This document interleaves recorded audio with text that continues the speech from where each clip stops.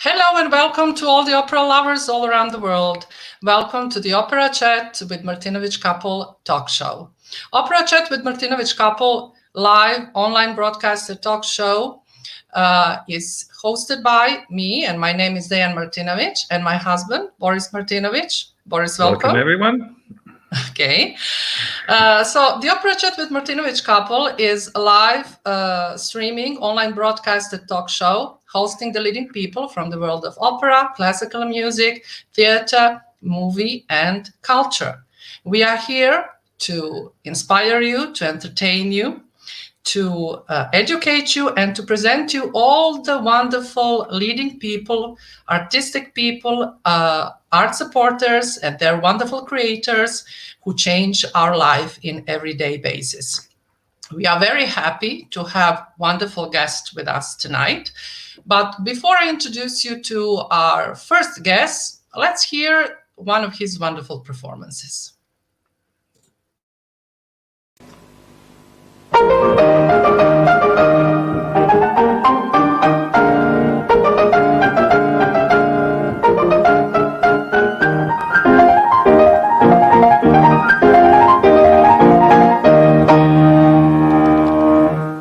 À mes amis, quel jour de fête, je vais marcher sous vos drapeaux. À mes amis, quel jour de fête, je vais marcher sous vos drapeaux. L'amour qui m'a tourné la tête, désormais me rend héros. Oh, quel bonheur, oui, mes amis, je vais marcher sous vos drapeaux, je vais marcher sous vos drapeaux. Oui, celle pour qui je respire, à mes voeux, à dernier sourire, et ces doux espoirs de bonheur troublent mes raisons et mon cœur.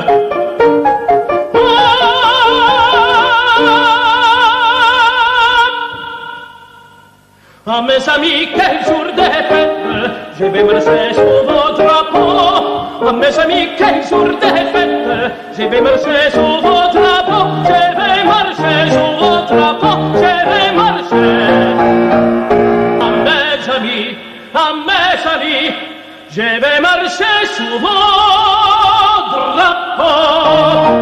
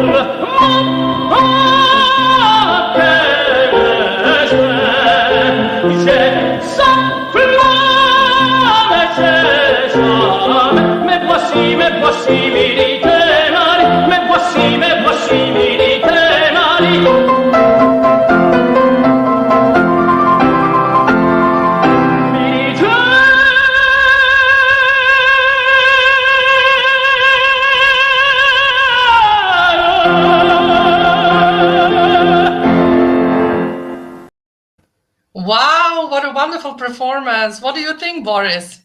Bravo, bravo. Yeah. I'm very happy to introduce my dear friend, who I only know more than 50 years, as we were practically babies. We know each other, and we were even both singing and studying to sing at that time and going to the opera. And as a matter of fact, I think we can put Berle on with us so he can discuss with us. Yeah. Ladies and I'm just saying gentlemen. how I think, if I remember well, we went to see first time in my life opera at the Metropolitan Opera, and it was Don Giovanni. And then I think the second opera I saw was Faust with Cesare Siepi. So you remember those days? That was a long time ago, wasn't it? Over 50 years ago. Yes, it was. It was over 50 years ago. The first opera I ever saw was Rigoletto with Robert Merrill and Richard Tucker, 1971. And I stood outside and I bought standing room at the Met. And I picked up, I was very happy and very lucky to get a standing room. And that made a giant impression on me. I was just 20 years old. Now, is that your favorite opera? No, absolutely not. Okay. So what is your favorite But I opera? like it. I like it a lot. And so there are two questions. One, which favorite opera you like to listen, and which opera you like to sing in? Well, okay. Those are good questions, Boris. Thank you. Actually, the opera I like to sing the most is, or at that time, during my career, was La Boheme. And I sang it quite a bit, and I made a lot of debuts with it. But that's probably because of the high C, which is easy for you. Yes. Most tenors have a lot of trouble having them. Yes, that's very true. Never had them. That's very true. And I like to sing the high C because it was a very easy note. I don't know about now, but certainly at that time. But let me tell you, another opera which I do like, even though I said, it's not my favorite, but I like Rigoletto, and I sang Rigoletto a lot. And I made a lot of debuts with that also. So it's another one of my favorite roles, and it was a very good role for me at the time. So that's why I sang it a lot. But I don't know. I think La Boheme maybe still remains my favorite role of all time. Okay, yeah. Good. Okay, you started your music education when you were 17 years old. And you started it in New York. So can you tell us a little bit more about it? How was it, your beginnings? What inspired you to start musical education? And how was living in New York in those days then? In Astoria, we used to meet all the time. The famous building where, Scagliappi, Caruso, everyone was You mean there. the Ansonia? Ansonia, yes. Yeah, don't say Astoria. No. I just was checking on you if you remember right. You're giving it away. I'm not that old yet. I still good. But well, to get back to your question, Diana, I actually started singing. Just opened my mouth and started singing at 4 years old, and then from then on, I sang all the time. So at 17, I was actually graduating high school. And I didn't know what I wanted to do with myself because I was supposed to go on to become a lawyer. And it was supposed to be all set for me to do that. So instead, I decided I wanted to go to music school. And that's how it started. I found a great teacher. He was a very old man, very famous at the time. His name was Alfredo Salmaggi. And he started teaching me. And within 1 year, he thought that I should continue to try to make a career. And that's how it went. From him, he got very sick. He was very old. Then I went to the Metropolitan and found a coach who was a very professional man. And I must tell you, at 18 years old, he didn't want to work with me. But I talked him into it, and we worked for a few years together. Without a voice teacher, I sang, just singing repertoire, and then at 21, I found a very good teacher that Boris knows very well, Giovanni Consiglio. And he was a tenor, and we started working, and that's how my life went for a couple of good years until I went further on, and then was introduced and then you to. made your debut in Italy, I think.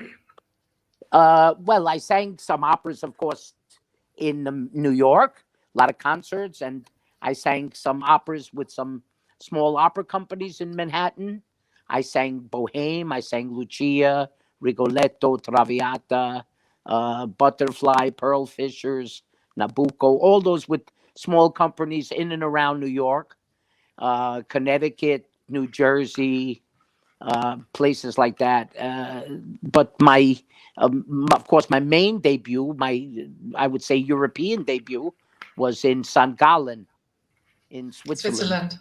In La Bohème. They actually Bohème again. But tell me, something dramatically changed your life when you got an offer to make a recording. And I think you made 2 CDs. Is that right? Absolutely.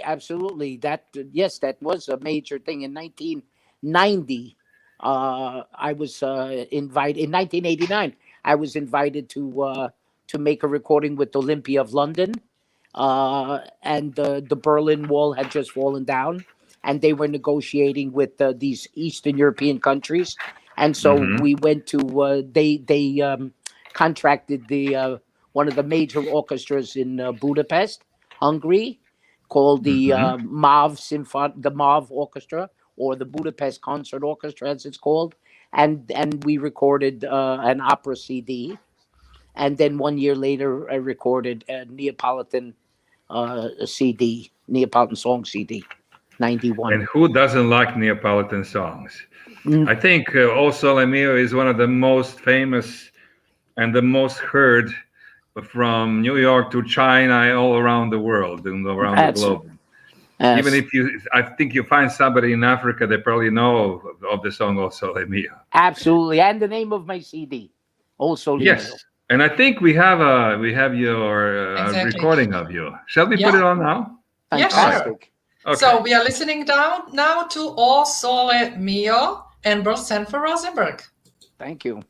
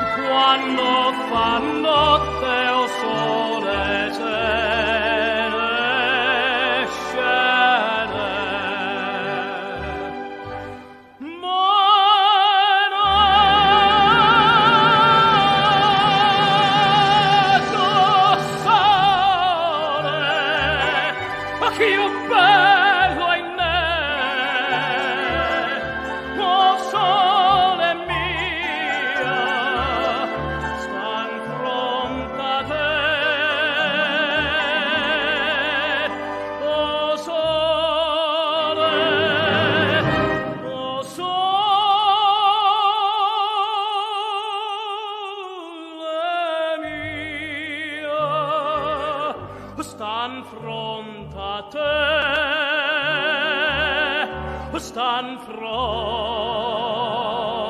a te.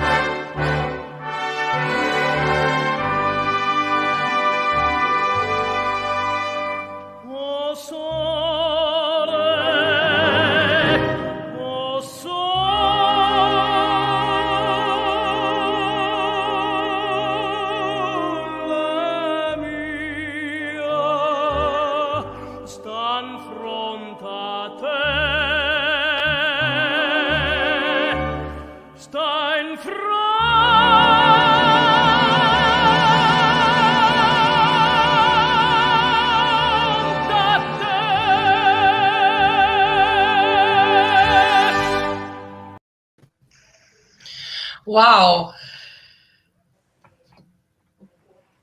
Very Wow. impressive. Are you there, guys? Very impressive. Yes, we are here. We are here. Very impressive. You know, I wanted to ask you something. I read somewhere on the internet that famous Carlo Bergonzi was a person who very influenced your life and your career. Can you tell us a little bit more, Carlo Carlo Bergonzi? Bergonzi. Yeah. Carlo Bergonzi. Well, I started working with Carlo Bergonzi in 1979, and trying to find a place for myself here. And let's see, I started working with him through the studio of Maestro Giuseppe Patanè and his wife Rita Patanè. I was brought to them, and they recommended that Carlo Bergonzi come in and work with me, and he took me in as his protege, and I worked for about 4.5 years with him, and then he invited me to go to Italy with him in 1984, and that's what I did. I went and became a finalist in the Voci Verdiani in Bussetto, and then I stayed in Italy and started doing a lot of auditions, recording, concerts, and that's how I got my first contract in St. Gallen.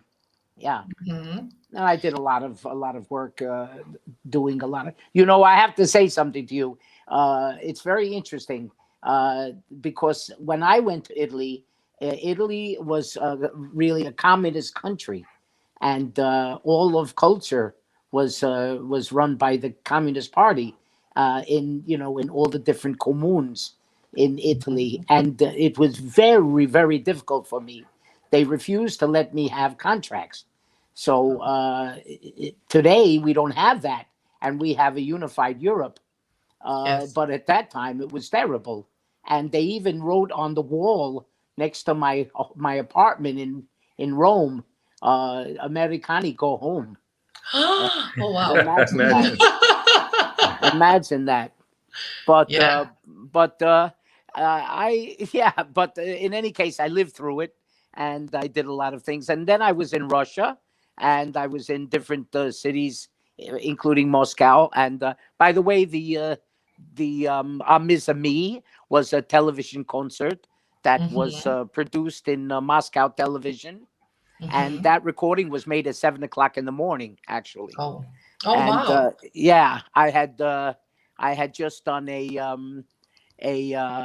Sunday, a radio concert, and then the night before, I sang the Verdi Requiem with the Bolshoi for the 5th anniversary of Chernobyl, and that was a Eurovision concert, and so I did this. They asked me right then and there. They asked me, "Would you come in early in the morning and do that?" Because I had to go the next day. I had to leave. I was going to Romania, to Bucharest, to make Verdi Requiems again with Sergiu Commissiona. So I had no time, but I went in at 7 o'clock in the morning, and by 11 o'clock I was at the airport waiting for the plane. So yeah, so I was there, and I did a lot of things like that. I was invited.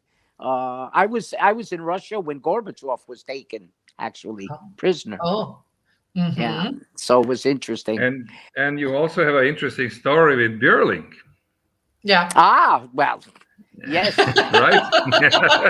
Yes.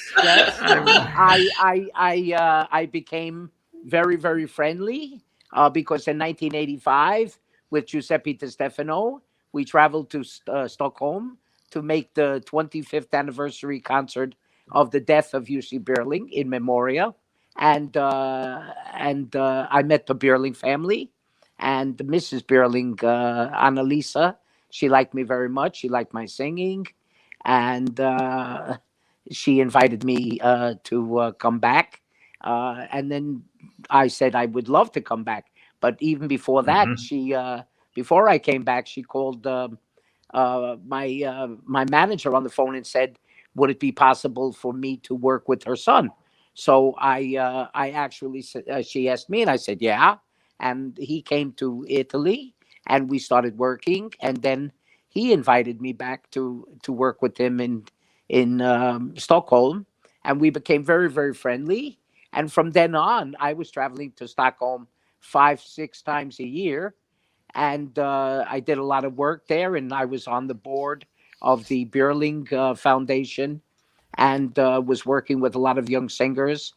And for 15 years, I was the best friend of Lars Berling, the youngest son of Jussi. And then you met a nice lady who wanted to be a singer and got your son. Oh, well, that was Wow, see, when we are close friends, we know everything about you. Well, I also had a private question, but I was much more discreet than Boris. More discreet. Well, she's listening in right now. That's okay. Her name is Monica Rembach, and she gave me a fantastically handsome, good-looking, talented, musically talented boy who is now 16 years old. And that's true. We met in 2002, and we were friends for a few years. And in 2004, December 10th, my son was born. So yeah, I'm as you're speaking, I'm thinking. So you're bringing back memories. But those are nice memories, we must say. Fantastic memories, yeah. Of course, yeah. And then when my son was born, I decided to take an appointment at a university in Stockholm called Ersta Sköndal, and then I became a voice teacher there for 12 years. I worked as a voice teacher in the university, and I decided after all the years, I was 53 when my son was born, and I decided it's time I give up a career, and spend time with your son, which is a very nice thing to do, right? Yeah, and put him to sleep, and be there for everything. And I did that, and I had a great time, and I was very lucky to be in Stockholm, and very lucky to have a very good life for a long time there. Yeah, it's true. Yeah, that is what I wanted to ask you, maybe both of you. When you have a successful career as a professional singer, and when part of your career is the necessity of traveling, how important is private life for you? And how can you manage private and professional life successfully? I can ask both of you. What do you think? Who wants to be first, Boris? Well, I'll be second.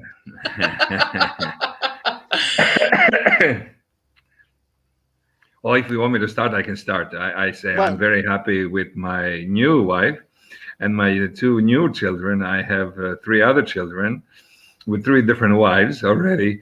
And life is giving yourself away, when you travel around, life happens, and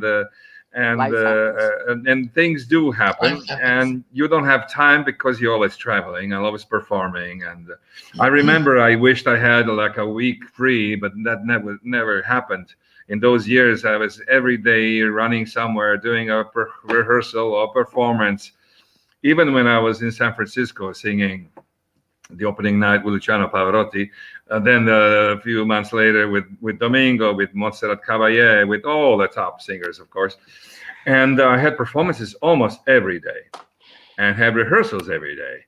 there was like 5 years that I was in San Francisco Opera. It was very, very, very tiring. Although I was also at that time performing and going around the world and making records with Leontyne Price, for example, Norma in London.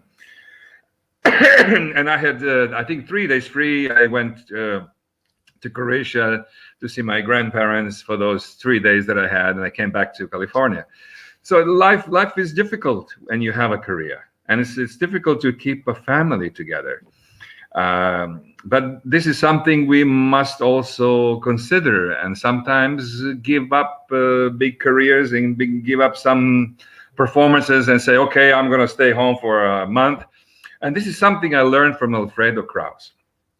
He always, Christmas time, whole month, he would be free, never accept a performance. And all summer long, he had a beautiful house. We were close friends. Canary Islands. And he says, I want to spend my time with my family. It's more important than performing at that time. But I know a lot of singers, they cannot say no. They have offers and say, oh my God, I have to take this. Otherwise they're going to take somebody else. Somebody else is going to take my place. And you're always afraid of that, of course. Everyone is. Very true. Even if you're Luciano Pavarotti or Domingo or Carreras, no matter how famous you are, there's always somebody else waiting to take your place. Okay. So now your turn. Well, I'm a little different than you because I didn't have any children. And at that time, I was married to somebody who was also personally managing my career. And so we traveled together. So we had a very nice time doing that. But I must say, I agree with you there. It's very difficult to even think a singer who is in a major career having a personal life and a private life. It's just so up in the air. It's so mixed up. But of course, if you do have children and you do have a marriage in the sense where your wife is home with the kids, then you do have to make some big decisions. But for me, it was I had a lot of fun. We traveled together, and that's how I got to see Europe. I actually never went as a tourist. I went as a singer and saw Europe that way. But as I said, I was 53 finally when my son was born, and I made a decision, a conscious decision, that I would stop everything. I wasn't in a major career anymore because I slowly had come down because I had some health issues. But I made that decision that I wanted to be with my son. I knew it was time for me to take care of my son because I wanted to be a father. It was something I dreamed of all my life, my young life. So that's nice. That's yes, very, and we very have a nice. great relationship.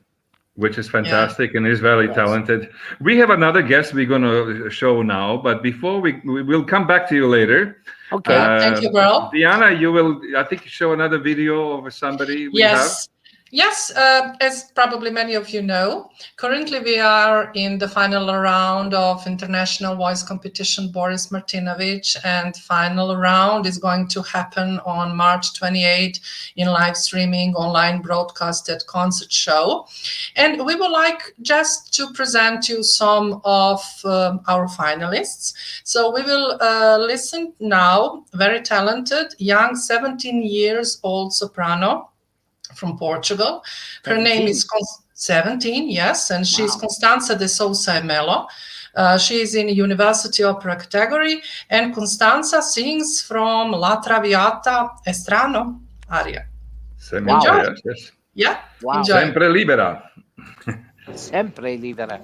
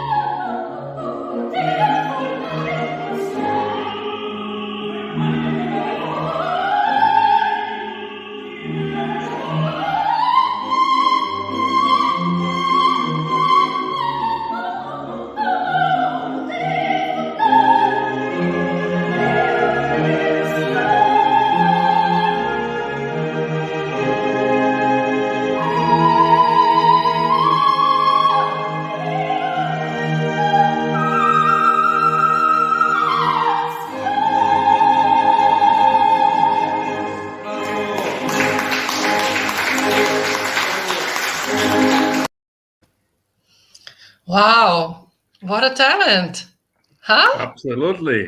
For And I someone think, that's 17 to sing one of the yeah, most difficult arias in the repertoire yeah, and for I think soprano.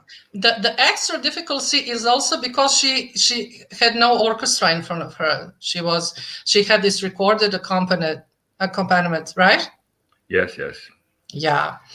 Well, that was wonderful. Constanza de Sousa and Melo from Portugal. She's at university opera category soprano, only 17 years old, and we wish her a lot of happiness, especially in the final round of the competition. And now And we are bright very future. exactly. We are very honored, especially me, I'm very much honored to present you our second guest. He is conductor, artist, orchestra director, festival director, and wonderful vocal coach. He was artistic director of the Onga Koyoku Festival of Niigata in Japan for 12 years. He was also artistic director of the Puccini Festival of Torre del Lago. He performed in the most important opera houses all around the world, such as Teatro Comunale di Florence, Teatro La Scala, Salzburg Festival, Deutsche Oper Berlin, and Opera Bastille in Paris, etc. And he's, I may say, one of the most important conductors of our time. But before we invite wonderful Maestro Marco Balderi in our studio, let's hear some of his wonderful performances.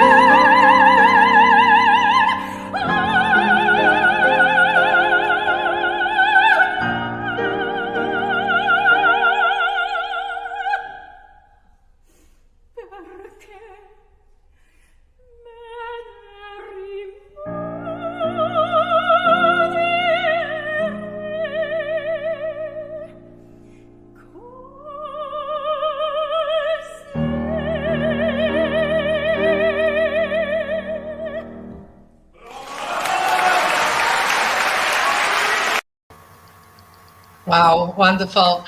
Ladies and gentlemen, Maestro Marco Balderi, and we are also welcoming Thank you.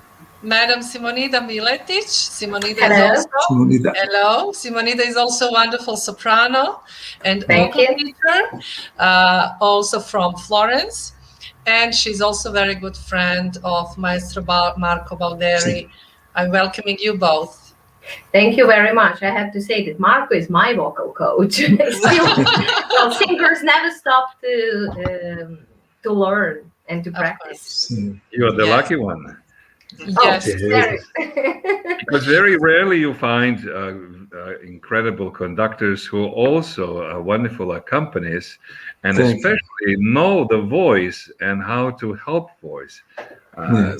Which is a lot of conductors, of course, they're great in conducting and they worry about the orchestra and don't pay attention to the singers. Come on, just get in and sing. It's natural. Yes. When we work every day with the solist, it's natural to know all the frassetto and special diminuendo. It's a fantastic joke between the conductor and with the piano is the same. I love the singer. I love my job.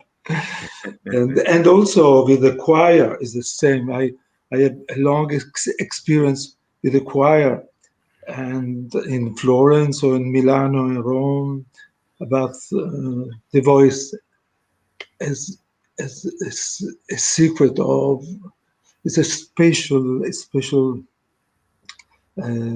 una cosa meravigliosa. It's wonderful. So the voice and the singing is following him through his career, and he can't express. Is it for him more important choir singing on the soloist singing? It's quite important to say. Yeah. Excuse me. No. Just please go ahead. No, this concert was in Seoul, in the beautiful center of music, where there are 7 different theaters and concert halls, and I conduct many concerts in this city. It's a city of music. You know how you never visited? Unfortunately, no, I never visited, but I'm definitely planning to do so in the future. Yes, it's a special building, and the acoustic is perfect everywhere. You know. Wonderful. When we were at the beginning of our preparation for this interview, we talked a little bit how you started to study music and what inspired you to. And you told me one beautiful and very amazing thing. That is probably the situation with all the truly great artists. And you told me how music found you and not the other way around. Io ho iniziato veramente presto a studiare. I started very young to study. Perché mia madre mi aveva lasciato con una fisarmonica a casa per giocare. Because my mother bought me an accordion to practice at home. E quando tornava a casa, perché avevamo un negozio come pasticceria, a sweet shop.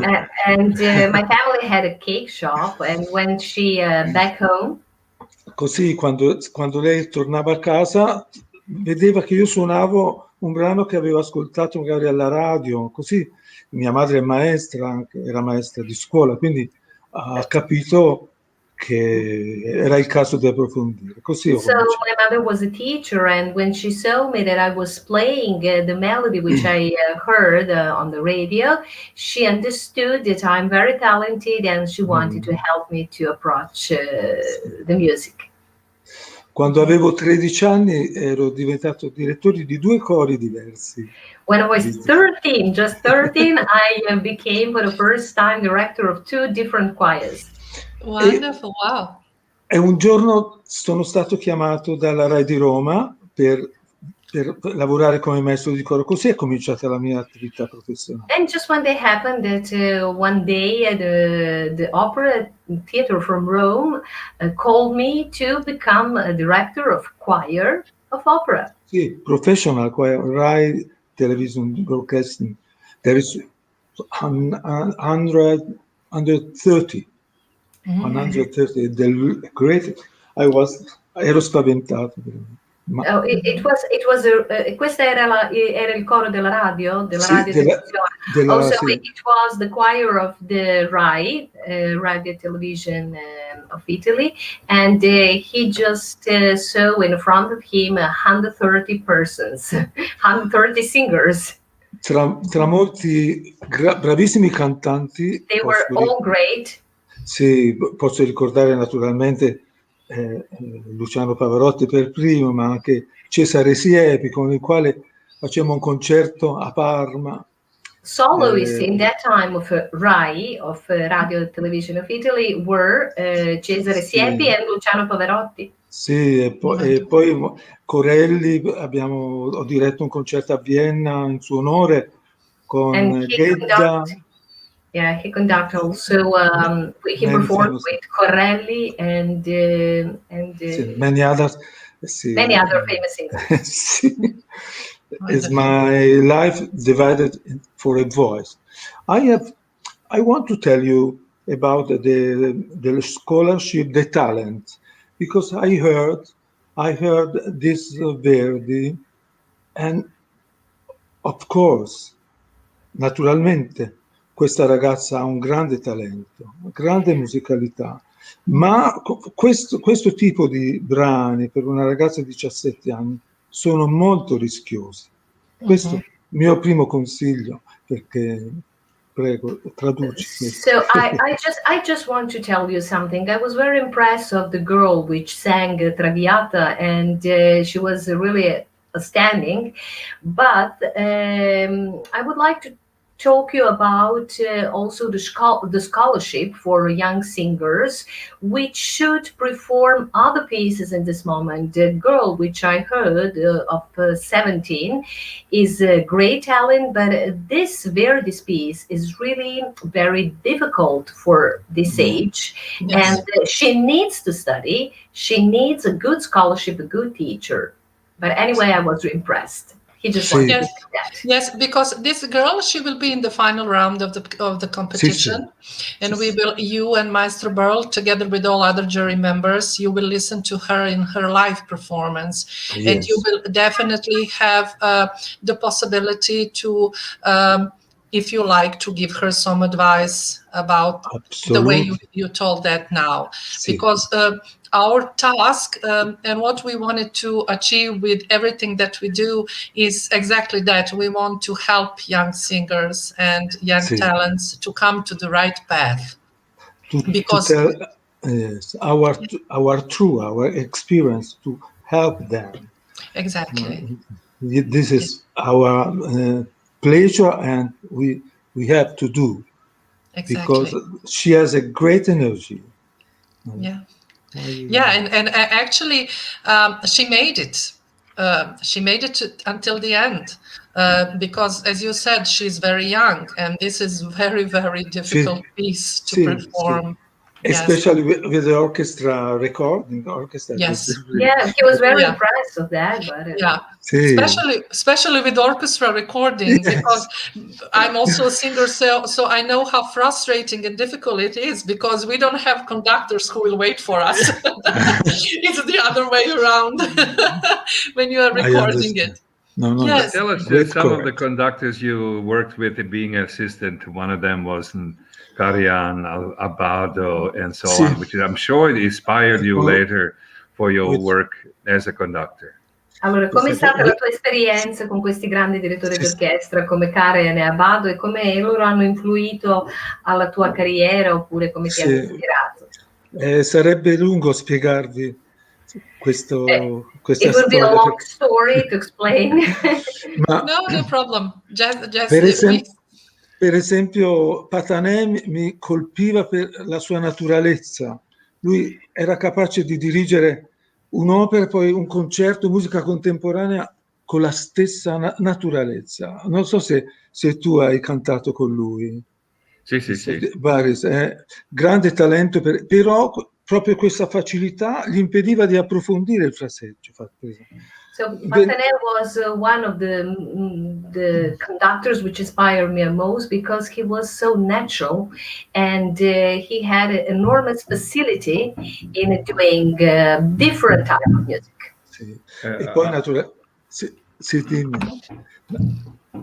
Naturalmente Karajan era un personaggio straordinario, molto severo, molto severo. Dan Karajan was extraordinary personality and conductor, but he was really very straight, very straight. Sì, poi Zubin-Mehta ero a Firenze. And the other one, Zubin-Mehta, which I met in Florence. Wonderful. And many others I cannot remember, but each of them really were great. They were great talent for repertoire. For example, in Florence, a Firenze avevamo direttori più importanti del mondo sempre. In a Florence, where I actually met Maestro Balderi in Opera House of Florence, we had the most important directors of opera of that time. We are speaking about 90s.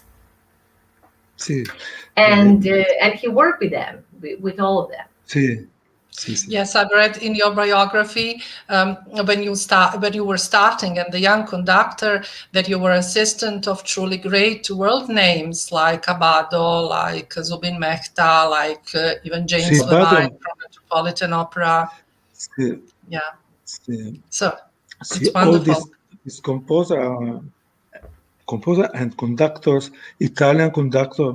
For example, Riccardo Chailly, I was a special assistant in Salzburg in the Festival 84 with Macbeth. Come non pensare a Capuccilli, Ghena Dimitrova? Oh, wow. I must speak also about the great singers like Capuccilli and Ghena Dimitrova, which really were amazing to me.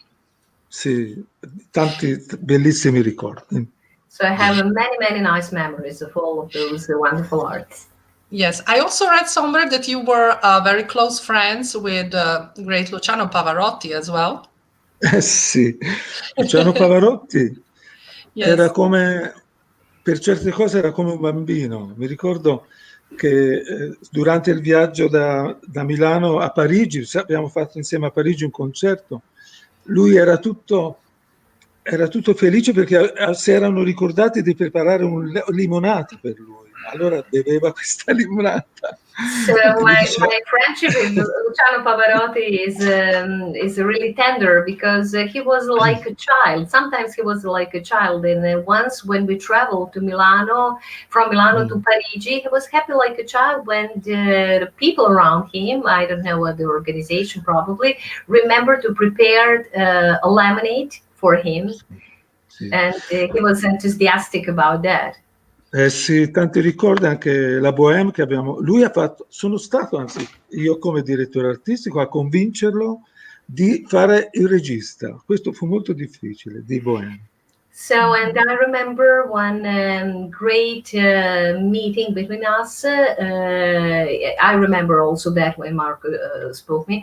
In Lecce, Marco invited, Maestro Balderi invited Luciano Pavarotti to be a stage director of Opera La Bohème. And it was the first time for Luciano Pavarotti that he directed a stage. And maybe it was the first and only one, and he got a great fun. During the rehearsals, at 5 o'clock in the theater, it stopped everybody, and arrived the pizzas for everybody. And he make 1, 2, and 3. 1 second. Pizza. And I also heard that there are many funny stories with Pavarotti, including your wife as well. My wife, the 1st April arrived one call from my wife answered. Good From New morning. York. He was in New See, York. I am Luciano Pavarotti from New York. There is Maestro at home. And she answered him, no, you joke. Everybody knows that today is the 1st April. And it's a joke. No, I am really Pavarotti. And she told him, dai non fare lo stupido. My wife. Allora, he told me, excuse me, I want to meet your wife that called me Cristina Stupido. Wow, that's wonderful. And can you tell us now a little bit more about the time when you were starting, when you would compare the world of opera and the opportunities for singers now, according to when you were a young conductor at the beginning of your career? What are the differences or possibilities, new challenges? And are there some? See, that when I was young, I was thinking the same thing that many years, but I have not the courage to tell them. Maybe only I felt the right sound and not the right sound, but I have not the courage to tell the important singer. For example, with Luciano, we worked a lot together. He told me, you want to live in my home for a long time? There is one apartment if you want to stay with me. He proposed me to have a concert around the world, 41 concerts, but he died. Yes, of course. Yeah. And I invited him in Bordeaux, where I conducted Bohème. He told me, he answered me, I want to stay with you, but he died in the same period. He had a cancer. He had a terrible cancer, but with a great joy. One time I called him. I have a secret telephone number phone. I called it. Hello. One voice answered me. Hello. I am Marco Balderi. Maestro Pavarotti give me the telephone number. He told me, oh, ma tu lo parli abbastanza bene questo inglese. Bene. Era lui. You have the voice of a bass, and this is Pavarotti joke, always joke.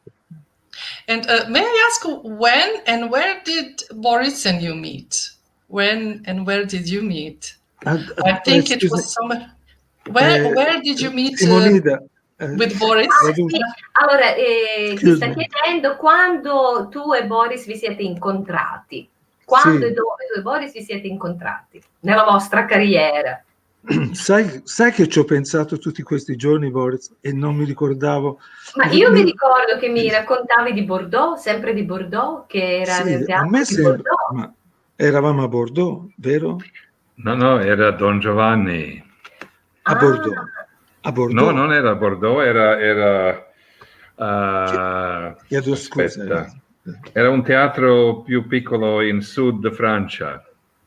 Ah, Toulon. Toulon. Ecco. Toulon. Era bellissima produzione, molto interessante, con un bravo cast. Io ricordavo, era un grande piacere lavorare con te, perché sei veramente uno che capisce la voce, che lavora con i cantanti, che dà la ispirazione ai cantanti di cantare bene.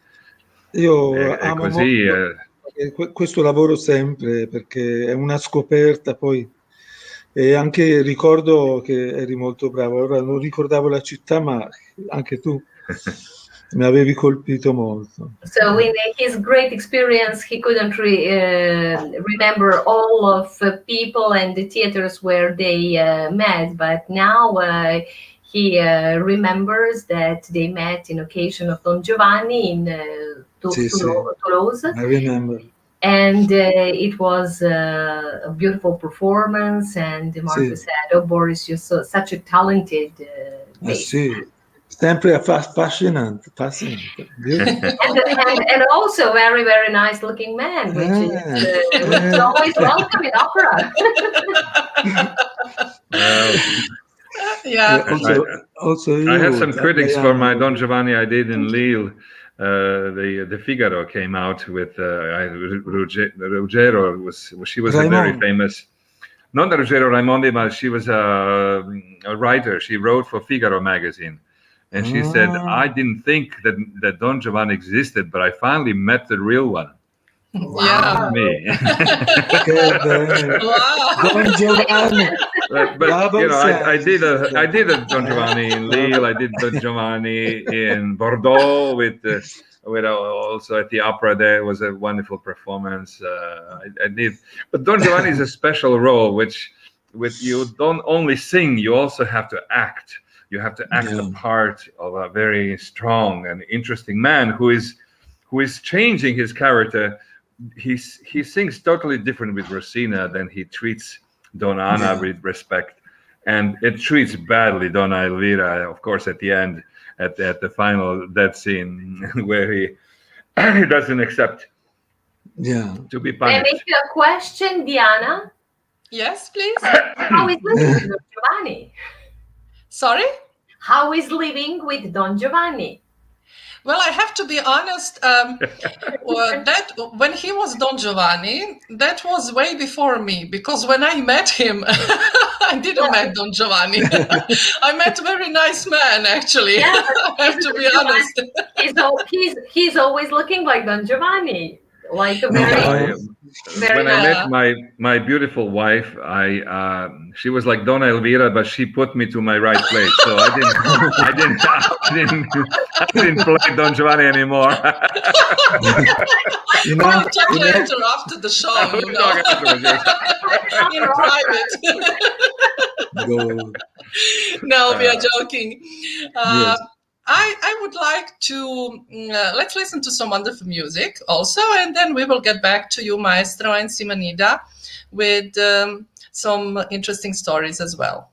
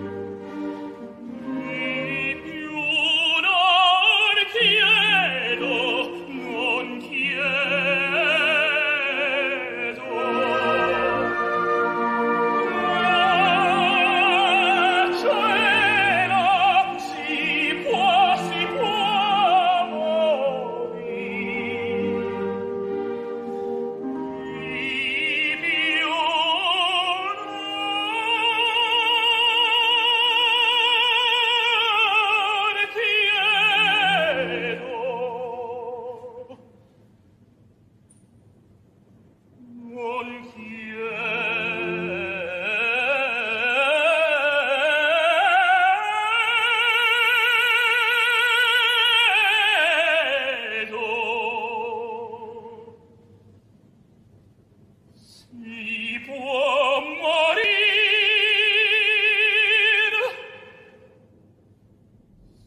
si può morir.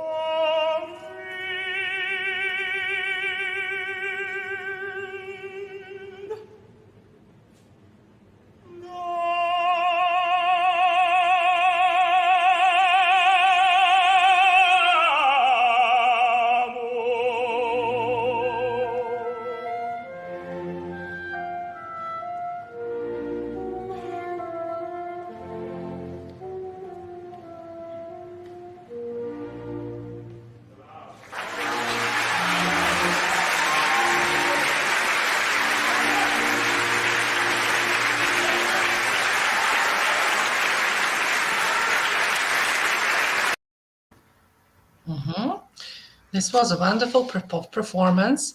Can you Yeah. tell us, Maestro Balderi, what was it exactly? Questa è stata una bella esibizione e Maestro Balderi ci potrebbe dire che cosa era questo esattamente? Era la recita di Donizetti di tutta l'opera fatta in questo piccolo spazio.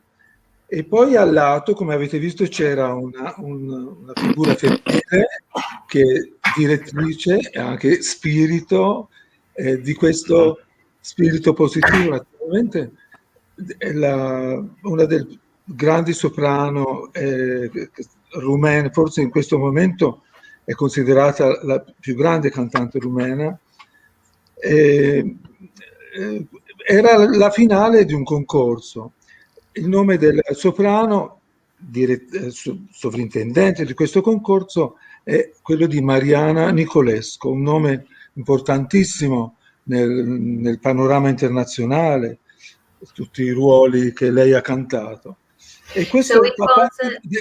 Sì, scusami. May I translate it? Okay, so it was the final concert of the competition, which was inaugurated of Mariana Nicolescu, and in the concert was the exhibition of the tenor who was one of the winner of that competition. Mm-hmm. Sì. Interessante questo tenore, molto... so che sta facendo una bellissima carriera. So this tenor now is making interesting career, and he had a pleasure to conduct him for the first time. In Braille, I think that this is now, it's going to be her 25 years that she's been doing this, and this is our first year, so we are only 25 years behind, but we can learn and work together in many ways to help young singers have the chance to show off their talent and help them to become stars. I think Yes. This is the reason we are doing this and we are talking about this is to help the young people to come and have them the opportunity to be heard and to learn something. I think one of the most interesting parts of anyone who is an artist is to have the pleasure of helping other young artists to become great artists. Yes. Bravo, And let us mention the name of the tenor. What was the name of the tenor? Excuse me. Iota. Il nome del tenore, Iota. Il nome e cognome, Sì. ti ricordi anche il cognome? No. È rumeno? No. Yeah, Sì, he's Romanian. Romanian. He's Romanian tenor, but he doesn't remember very well his Italian name. Okay, we can find out and let people know who it is, so Of that course. we will put it on our. We are going over time, but I think it's good that we are enjoying ourselves, and I think the public is enjoying our talk and our conversations, and especially we have Berle back. I don't know, you both don't know each other. I don't think you've met before, but this is a good opportunity. No, non vi siete incontrati prima, Marco, no? Tu e Berle non vi siete mai incontrati? Nella vostra carriera non avete... E Boris ha detto, non avete mai avuto l'occasione di incontrarvi voi, tu e Berle? No. Personalmente. Ancora no. Berle è Still not. There is still time. Exactly. Now, what I want il suo Donizetti è veramente strepitoso, complimenti. Grazie, grazie mille. Anche l'aria napoletana, tutto il mondo pensa di saperla, ma come lei ha affrontato e tenuto, proprio ha cantato benissimo, mi sono... Grazie. My congratulations, Maestro Berle, because you performed so well Donizetti's aria, but also Le Mio.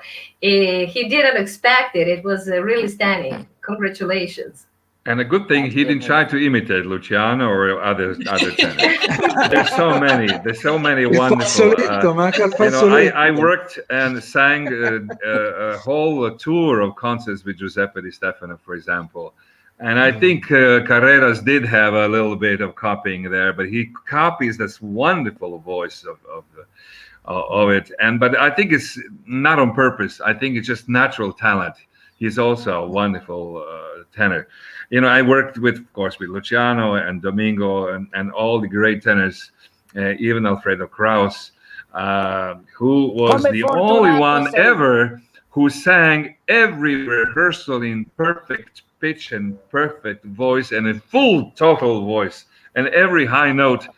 And I said, "You never get tired? You don't you feel no? Why? I feel much better when I sing out than if I'm saving my voice. What am I going to save it for? I'm here to sing and perform and to rehearse, and we go on to the performances." And he was always in full power.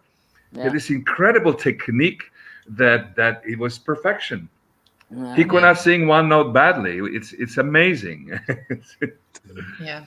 What a lovely memories about him. Yes, absolutely. Yeah. How fortunate Boris was to be able to sing with all the great tenors being the bass. Yes. And some wonderful sopranos too, like Montserrat Caballé, Mirella Freni, not to mention Katia Ricciarelli. Yes. And some fantastic baritones, and of course the mezzo sopranos as well. Yes. Yeah. Now we are coming to the end of our show, but at the end, I just wanted to ask both of you. You are both jury members of the International Voice Competition, Boris Martinovich, and I wanted to ask you, according to your opinion, are competitions and how important for young singers who are starting their career, and why? Allora, quanto è importante il concorso, visto che voi entrambi siete in giuria di questo concorso, Boris Martinovich, vuole chiederti quanto sono importanti i concorsi per i giovani cantanti e in quanto possono incidere alla loro carriera. Sì, sono una grande opportunità. La più grande opportunity, maybe the most important opportunity which a singers could have. Perché ascoltano quelli meno bravi, ma ascoltano anche quelli bravi. È un momento di confronto fondamentale per This chi is a studia. moment when the singers also listen each other, not just perform. And this is a moment when maybe they learn the more than in other moments. Not only for the voice, of the quality of voice, but ma problemi di come si dice, di controllo psicofisico. So this is also a very good rehearsal to put in a condition yourself to be able to control your emotions. Sì. Mm-hmm. Per questo sono importantissimi, specialmente quelli dove non si sa se uno arriva primo, secondo, terzo, quarto, ma ascoltando. Spesso i maestri hanno paura, non vogliono. Invece i ragazzi devono mandare ai concorsi, ascoltare più che cantare. So for the singers, for the young singers, it's very important to go to listen the others, not just to take a part in one competition, but also to listen the competitions around and prepare themselves for the day when they will take a part. Per questo io vi ringrazio che mi avete invitato. Davvero Boris, davvero, perché sarà un momento... very happy that I take a part in this competition. I'm very grateful to you. Con grande coscienza sono sicuro che farete e faremo Bene. And I'm absolutely sure that we all will do the great job. Thank you. We are very happy and very honored to have you with us, both of you, and you and For Maestro me Berle too, as well. and for Boris and Pearl, Simonida, thank you very much. For my I'm just helping. Thank you, I'm just Simona. helping in a translation. I will have a pleasure to listen you, and I will enjoy the concert. Thank you. Can you tell us something? Sorry, Maestro? No, Can you tell us salutavo something? Berle. Okay. No, we're not leaving yet. I understand. No, not yet. Not yet. Ciao, So what do Boris. you think about the competitions, Berle? Would you like to share your thoughts with us? Well, I agree 100% with the Maestro, but I would like to go one step further. Not only is it important for the singer to sing in front of the people, but it gives the singer an opportunity to see if they are actually able to do it, and to what extent, because so many singers are studying with teachers and they have no idea where they really are in their study. And this time they can go in front of people. They can usually ask the judges their opinions. And it's very, very important for a young singer to get feedback. And they usually are not getting the kind of feedback that they should really have unless they are singing in a competition. And I think for that very reason, competitions are very important. I know that that Boris, and of course, well, now we're 4 singers are here on the jury, or on the panel right now, and all 4 of us understand how important it is to sing in front of an audience. And I think that's the most important thing that competitions will do, more than anything else. That I think personally for the singer himself. So for that reason, And just one I'd like to add one thing. It is not the most important to, for example, to win the first prize. Absolutely. It's an experience for you to grow. So even if you don't win a prize, you learn that next time you get more prepared, you learn how to be better and improve yourself. And you have a chance to get better and win some prizes. And it's not easy when you have many talented people and we have to choose the one who are the best. Sometimes it's the most difficult thing. Yeah. Not necessarily we pick who has the best voice, but who is also prepared and has developed already to be able to perform, which is actually the whole idea. I was very lucky. I performed when I was 16 years old as Don Basilio, and now I'm celebrating 50 years of career, which is a lot. And listen, people ask me, 50 years? Where did you get those years from? You're still a young boy. How old are you? I said, I just act very young, but you can't see my real age. I'm joking. Can I say something? Let me just say something quickly. Apropos, exactly what you just said. When I went to Italy with Maestro Bergonzi, the first thing I did was the Bussetto Voci di Verdi, Voci Absolutely. Very important competition. And I came in for the finals, and Maestro Bergonzi said, I would like to sit you down, come with me to a cafe. And I went there with an agent by the name of Tony Russo, who was a very big agent at that time with Columbia Artists. And we sat down, the 3 of us, in this cafe. And Maestro said to me, Berle, you will not go further in this competition. And I said, okay. And he said, first of all, because I am the judge, and it would not be correct. But I wanted you to go through on your own right. And this way, without my help, you have gone into the finals. And I don't want to bring you further. And so I was happy with that. And the second thing he said to me was, but remember something that I want to tell you. He said, don't be sorry that you're not winning your first competition. And he looked at me very, very seriously, and he said, I didn't win my first competition either. And I looked at him and I said, really? And he said, yes, you might think that me being the great Bergonzi, but I didn't win my first or my second. He said, I didn't win but I went on to have a career. And he looked at me and he said, so I can only say one thing to you. Are you ready to have the most difficult 3 years of your life ahead of you? And I said to him, you mean I need to have 3 more difficult years, even though I was with you and now I'm going to start? He said, yes, because now you're going to have to continue to sing without me. And you're going to have to see if you can make a career. And if you can survive for 3 years, maybe you can actually make a career. So don't be afraid of competitions. Keep your standard up for singing and work. And so that I should give to all the singers, that's my advice, that the singer has to learn how to survive and, of course, sing competitions, but don't be afraid to sing competitions, and certainly don't be upset and dissatisfied if you don't win them. I just want very good advice. Yeah, very good advice. Well, I would like to just one tiny encouragement of someone I knew very well, a wonderful soprano, Beverly Sills. She auditioned 7 times for City Opera until finally they took her in, and of course became the biggest star in City Opera, and even later on became the intendant of the City Opera. And I had the pleasure to do audition for her.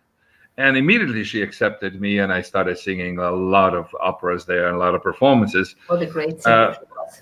But it's important for young singers not to be discouraged if you don't win. You have to keep on trying and working your best.